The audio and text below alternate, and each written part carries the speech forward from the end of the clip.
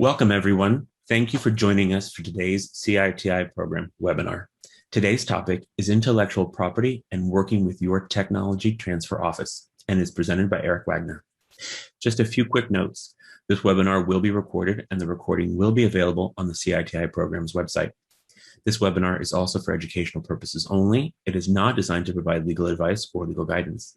You should consult with your organization's attorneys if you have questions or concerns about the relevant laws and regulations that may be discussed in this webinar. In addition, the views expressed in the webinar are solely those of the presenter. Now let me tell you about today's presenter. Eric Wagner serves as Director, Legal Affairs in Duke University's Office of Licensing and Ventures. As a registered patent attorney, his responsibilities include the preparing and prosecuting of patent applications, assisting OLV staff regarding patent and licensing matters, as well as the management of intellectual assets owned by Duke University. There are no specific rules governing how a trade secret needs to be protected. However, in the event of a trade secret misappropriation suit, a court will look to what efforts were taken to keep the trade secret a secret, and if determined to be insufficient, may limit what the amount of damage or mitigation is to be awarded by the court. So what kinds of steps does one need to take?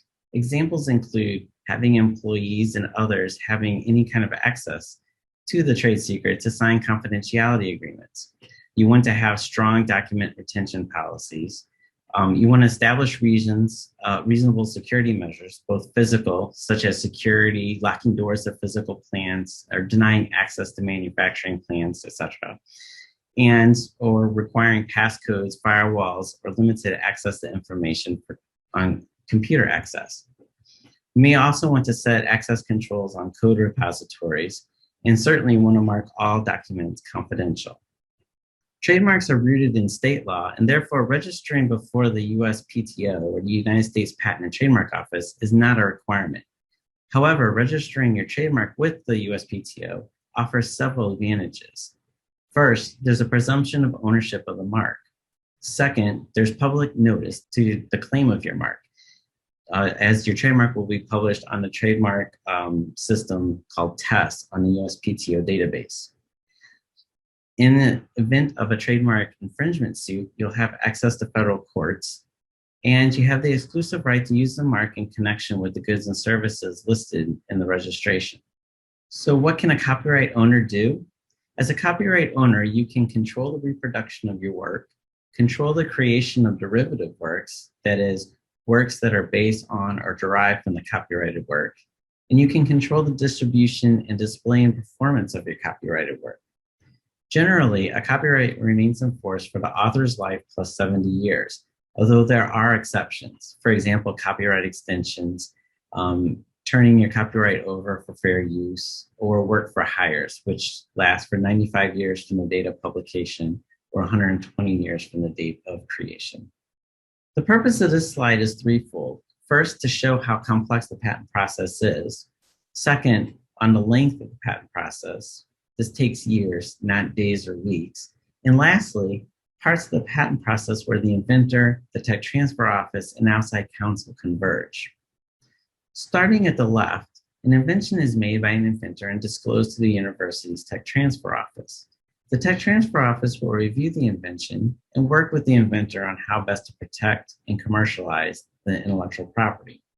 If patenting is determined to be a preferred IP strategy, the Tech Transfer Office will often file what is called a provisional patent application. A provisional patent application is not a full application, but what it does is provides a priority date with the patent office. So this is going to be the date from which prior art references will be determined. Provisional patent applications are not examined by the patent office, nor are they published. The provisional patent application is valid for 12 months. And during this time, any new information that's generated by the inventor, so any further experiments and things of that nature, can then be added to the provisional application prior to the 12-month deadline. Provisional patent applications are a favorite for tech transfer offices because they're relatively inexpensive. As we have previously discussed, early publication can be very damaging, if not fatal, to protecting your intellectual property. Accordingly, it is extremely important that you interact with your tech transfer office early and often to keep them abreast of your invention, and specifically any possible public disclosures that may be coming up. Ideally, the process one will follow is outlined here. You will invent, then disclose to the tech transfer office. You'll work with your tech transfer office to find the ideal way to protect your IP. Then you will publish, and then you will commercialize. In summary, we have learned to understand the different types of intellectual property and how these apply to your invention, how to navigate the technology transfer office, how to understand how the TTO obtains value from your invention, and you now understand and identify issues that may impact your intellectual property rights. Some best practices to remember from this talk: engage your technology transfer office and or your outside counsel early and often. You want to keep them abreast of what's going on and what your research is, so that as your new data and your new inventions come forth, you can be talking with them before you go out and you publish. You don't want to disclose your potential inventions without first discussing things with your tech transfer office or your IP counsel. You also want to be aware of what other members of your field are working on. Again, now that we are a first inventor to file, particularly in highly competitive or crowded fields, getting your invention in front of the patent office early is going to be key. You also want to make careful recordation of all of your work that you're doing in your labs. So your dated, numbered, signed notebooks. These are all going to be important for establishing the continuity of your invention. And lastly, you want to be aware of any dates or activities that create statutory bars for patenting. So we want to make sure that you want to file your patent application prior to any of these types of bars. Some additional resources. The USPTO has some excellent resources on the process of getting a patent, Patent 101, and trademarks. I highly encourage you to go to uspto.gov site to check those out. The US Copyright Office also has a lot of very useful information on copyrights. And the link provided here is a simple link for you if you need to register your copyright with the Copyright Office. We invite everyone to review our content offerings regularly, as we are continually adding new courses and webinars in various areas of technology, higher ed, research, ethics, compliance, and professional development.